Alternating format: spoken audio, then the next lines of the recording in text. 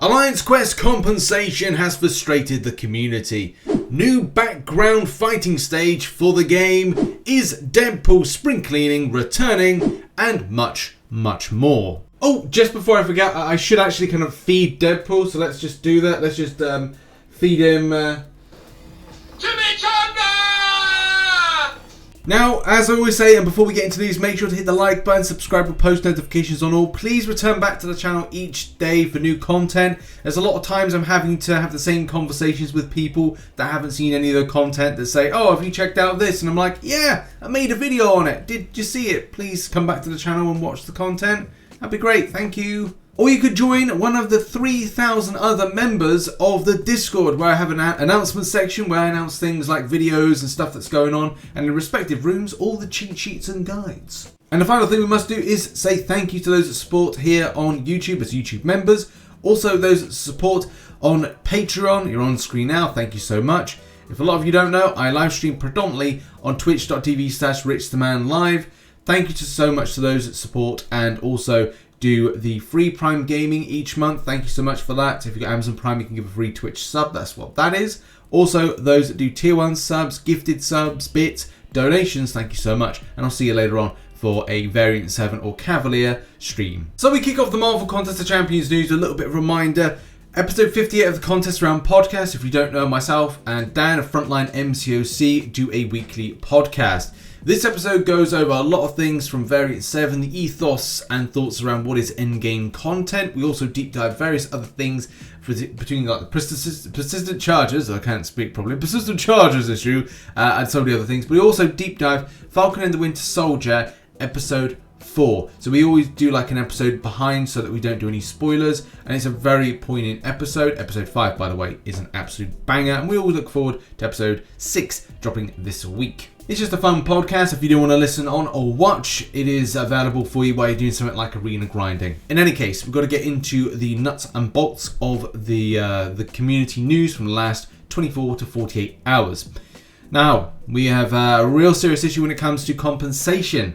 The AQ compensation dropped, and unfortunately it is not ticking a lot of boxes. I can definitely see where players are feeling really stung by this, more so for those when it comes to tickets. So Love Shack here does talk about using 60 tickets to enter, and look, we only got 30 tickets back, so that is a massive issue in any kind of part there. And I would say it's definitely worth putting together a support ticket and telling Kabam on the subject. I haven't had any kind of response as to like people having success with getting the extra 30 tickets back, but it's definitely something I feel strongly that players, if you put 60 tickets in, you need to get 60 tickets back from that particular compensation. The compensation packages as they were very weird because it was a one size fits all, but unfortunately a lot of players would say that it doesn't fit a lot of those all, and there's definitely limitations for those that run map 7 and would have liked to have continued to run map 7 even though technically they had a week off from doing it, or a sequence off from doing that particular grind. And this is where Kabam had to weigh in on the subject, with Kabam Miike saying this is a universal package that was delivered to all summoners in an alliance and was our way of apologising for the issues that we had last weekend that caused us not to have the AQ for this series. I see a lot of people referencing previous compensation packages for AQ that are based on previous series performance but aren't taking into account that those are usually given when there is a issue partway through the series, or cause alliances to put in as much effort as they usually do and not be able to perform as well as they should. From my own personal standpoint, I thought this package would be more of like, okay, well, it'd be easier for Kabam to just repeat what people got the same rank. Yeah, maybe it's a case that some alliances would get more than others, or maybe this was like the week that they go hard or not. I don't know the ins and outs of every single alliance and where they kind of go like, oh, this week we're going to try hard, next week we're not going to so much. But for not even doing the grind, getting something back would be nice, especially if it was the same as what you'd be achieving the previous week. We go further. Historically, if there's a series of AQ that is skipped but is planned, there is no compensation because nobody has to play that week. In that case, there was no series, but it was unplanned. So we decided that we would like to give a gift to all players as our way of saying sorry for the issue and thanks for your patience. This is not the same situation as we mentioned before, and the packages are not the same as the kind of packages we'd give if players had been given their all but were unable to perform as well as they would if there were any issues. So basically, Kabam was saying, we gave you a week off, here's some free stuff to kind of like smooth you over. Unfortunately, again, it just goes back to the same situation of going, this is stuff that we need for certain things. Glory, kind of like going, we're like having 0 glory or kind of a lower amount of glory from what you were looking to grind based on, say, things like Alliance War season ends, burnout from that, and topping up and have an opportunity to spend elsewhere. Also, the opportunity of getting tier 5 class Catalyst, which even though there's a glory store spend reduction for those at Thronebreaker, for some players, getting the allowance to grab more is very important. More so when you're looking to grab the rank rewards. It's still something that's not seen particularly favourably in the community, especially with the response to this particular post by Kabam Miike, getting 68 disagrees to 10 insightfuls and 16 agrees. So it's kind of like, it hasn't gone down very well. And there is indeed a hell of a lot of people getting very vocalized on the subject in this particular thread. I don't know how long it's going to stay up, but what are your thoughts on this? Put it in the comment section down below. But I think it does feel like a little bit of a blow for that compensation package, especially for those higher up that put in a lot of effort, and also the loss of certain examples of people's tickets. That's 60, only getting 30 back is pretty demoralizing. And now let's move on and talk about Deadpool, or potentially Deadpool spring cleaning. Now, at the point of recording this video, and maybe by this week, we may get an idea if Deadpool spring cleaning will return, and that's something I'm going to put in a full focus of a video as the second video of today. But just kind of quickly go over some stuff. Deadpool spring cleaning is something of an event that happened last year. I think it was the first time it was released. But do bear in mind, with Kabam not even putting out a Feeling Green event, it does make you kind of feel like, oh, is this actually going to come back? Is Kabam just going to go like, nah, we're not going to run it now. Although we have just gone a big milestone for Deadpool, and it would be good to capitalise on the anniversary. However, though, again, there was some kind of like little things here and there with Deadpool in this month's kind of event. But I kind of feel quite strongly that this would be a return back to form if Kabam put in spring cleaning event, although it was a very much pay to win event. Again, more kind of like a deeper dive on this as a second video of today. Kabam are rolling this April 23rd, so this Friday. You log into game and you might get an opportunity to get this fantastic figurine, this 1:3 ratio figurine. It's yeah, and I thought to myself, it's pretty good. Might want to pick up one of those. But for the princely sum of $1,275, no, not interested in that. Thank you. But yeah, get involved on the 23rd this Friday if you do want to be in the raffle for a chance to win it. And now back on the subject of Deadpool spring cleaning. So April 28th, 2020 was when the event went live. It was notified that this event would be coming soon on April 24th. Now, does that have any bearing of what could happen this week?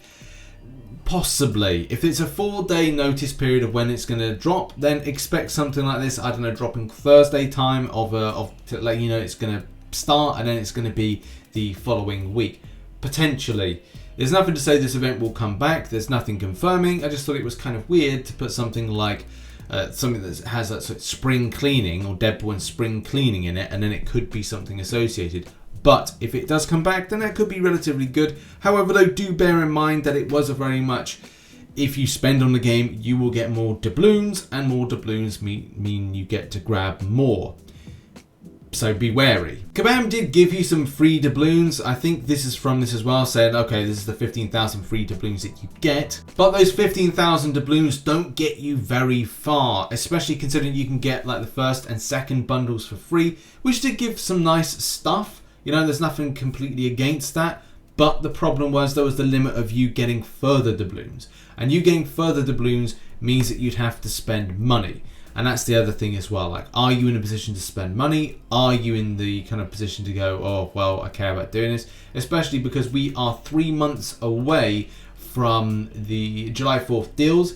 and that is something to kind of be concerned about. It's like whether or not you go like, do you know what? I've got some cash lying around. I'm interested in spending in the game, but I'd rather kind of wait until that stuff. It really does depend, because it's always a gamble, and if we look at how Cyber Weekend deals were, then it could be a good indication to go, look, maybe it's the better time to like spend now. It just depends on what Kabam are looking to roll out. We're still yet to see something of a substantial 6-star Awakening gem at I believe a lower threshold. I think it is the further extension of going for like huge unit deals. But if you kind of like spending, you don't really see something that's in there, so could this be the time? Those are the big factors. I will be doing a full video deep diving a lot more than what I've just done in this segment, as you know, MCOC news is all about kind of giving you segmentization of stuff. So we do a 15-minute show, and then we'll just break things down into little bit of chunks. So yeah, full deep dive later on today. But what are your thoughts? Do you think that this event could return back? Or do you think that Kabam are going to pull another Feeling Green and we won't see it for another 2, maybe even 3 years? Ladies and gentlemen, the time has come, the time we've all been waiting for, and that is we're going to be getting a new background stage. Yes, the Danger Room is coming, and it looks like we're going to be ported into Krakoa. So this is amazing news. You can see the fight dynamic playing out here. Like it just looks so cool to have this kind of platform in the Danger Room, and then also the kind of the changing of the background being like, okay, we're in Krakoa, we're not, we are. You know, it just looks amazing. It looks really well done. A lot of players have called out for new background stages for a while, including myself. And I think the last one, I think as somebody said, it was Thor Ragnarok, when we had the background Surtur image. I want to say potentially, could be wrong with that one, but yeah, it's amazing to see this here. Well done Kabam for putting this in. I would like to see at least 2 to 3 more, especially because let's face it, a lot of people that do arena grinding, including myself, want to see something of a different background image. It just spices up your grind, and especially if you're grinding out for 2, maybe 3 hours at a time, you want to be seeing something in a different background image. So yeah, this is still a good start, but I would like to see a lot more. Also, I'm not 100% sure, I don't know if this was actually teased a lot earlier in the year, but this is one of these things where if this was meant to be a background like stage in January that they were designing it, or kind of looking at how they would do it, then that's well over 3 months since that's put out. So that may give you an idea of the development process on it. So possibly, I'm not 100% sure, because the color palette and the texturing is very different to what you see from the image. But maybe they have to do the image in one way to then have it, a kind of a filter or effect on it when putting it into the Danger Room, so to speak. Also, just quickly before we do arena results and predictions, this is the current duel target 004-6. So it's on screen now, and that's just the current target. Do bear in mind, by the time you see this video, if it's about 10 AM PST, it will be a new champion, but this is the current one if you are interested. Oh, and one final thing to mention is that, I don't know if you saw the video on Saturday I posted, but it looked over the May champions. There is a rumor going around. The source is pretty good in kind of giving info of like stuff that's coming on in the future, some data mine stuff. So it could be Shang-Chi and Mr. Negative coming to Marvel Contest of Champions. The video looks at the kind of inroads of the style and what Shang-Chi is going to look like in the movie, and whether or not it's going to be the comic book version. Mr. Negative, just a few bits when it comes to like what he could do. But we'll take it with a pinch of salt. Video's out if you want to go and check it out. Link is in the description. But yeah, these could be coming in May. And now on to the final story, which is arena predictions and results. So unfortunately, there's not a huge amount to go on when it comes to results, but I've collected some info that is going to be helpful enough. Let's start off with the 5-star. So Legend 300 puts up a very, very nice 60 mil, or 59 mil to be exact. Position 193 was got with that, but it does mean that there is a further 107 places yet to pay out. So what does this really mean? Well, it means that you would probably be able to put in about 57 to 58 mil and still find yourself getting the champion. It may be a lot less, maybe close to about 55 mil. But I would say 57 to 58 mil would be fine for you if you were doing the champion in the round 2. But if you want the 4-star Jabari Panther, then this player, Dashi, put up 10 mil and got position 436. This could mean that the champion was going to be close to my prediction of last week of 9.5 mil. It could even be a case that it'll be a lot lower and maybe about 9 mil flat. Do bear in mind, with variant 7 being put out, as well as Cavalier difficulty and a lot of players grinding and interest being elsewhere, this could be the reason that we're seeing such a low cutoff. Or because of the drop rates from crystals being dramatically improved. This could be having a real knock-on effect, and it's actually good news for arena grinders if that is indeed the case. Do bear in mind, all predictions were just there on screen, so if you missed it, go back and click on it. But thanks very much for the support on this video. Make sure to hit the like button, subscribe, check out some other content recently posted there, and I'll see you all very soon. Bye-bye.